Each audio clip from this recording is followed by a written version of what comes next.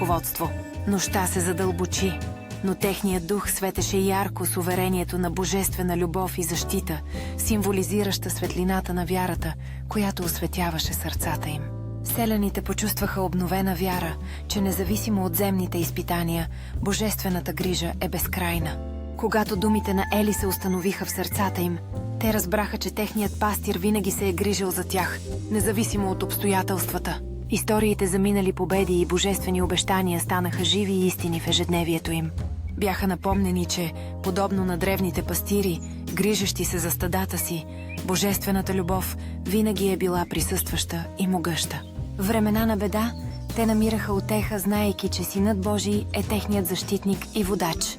Образът на овчарите, които се грижат за овцете си, често срещан в ежедневната им работа, сега разкрива божествена истина за божествена грижа и справедливост. Вярата им беше дълбоко вкоренена в надеждата, че божествената справедливост ще надделее, а божествената милост ще спаси изгубените. Гласът на Ели отекна в нощта, носейки обещанието, че принадлежат на божествена поляна, където никога няма да бъдат изоставени. Villages dispersed, their hearts buoyed by divine assurance, ready to face any challenges ahead.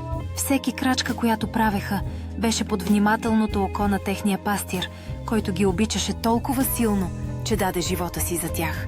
Животите им, вплетени в библейски обещания, станаха свидетелства за божествена любов в един бурен свят. Историите за тяхната вяра, предавани през поколения, поддържаха надеждата и увереността в божествената грижа. Всяка молитва и всяка химна, които пеят сега, носят силата на божествени обещания и вечна надежда. В тихите моменти на размисъл те си припомнят божественото обещание. Аз ги познавам и те ме следват. И във всяко сърце цъфти непоклатима вяра, че божествената справедливост и милост винаги ще водят пътя им. Така, сред трудностите и радостите на живота, вярата им остава непоклатима, закотвена в божествената любов. Те са доказателство за истината, че грижата на техния пастир е вечна, суверенна и справедлива. И така те продължават да вървят във вяра, знаейки, че техният божествен пастир винаги ги наблюдава. Тази древна история, кореняща се в истината и божественото обещание, е живо свидетелство за вечната любов на техния пастир. През вековете основното послание остава ясно. Те са ценени, защитавани и обичани безмерно. Във всяко поколение божественото обещание отеква наново, носейки светлина в тъмните дни и надежда на уморените.